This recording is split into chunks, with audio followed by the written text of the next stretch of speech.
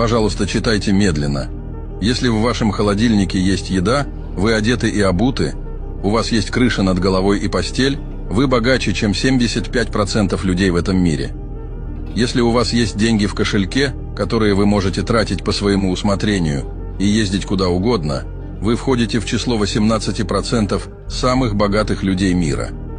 Если сегодня с утра вы проснулись здоровыми, вы счастливее, чем 1 миллион человек, которые не доживут до следующей недели. Если вы можете прочитать это сообщение и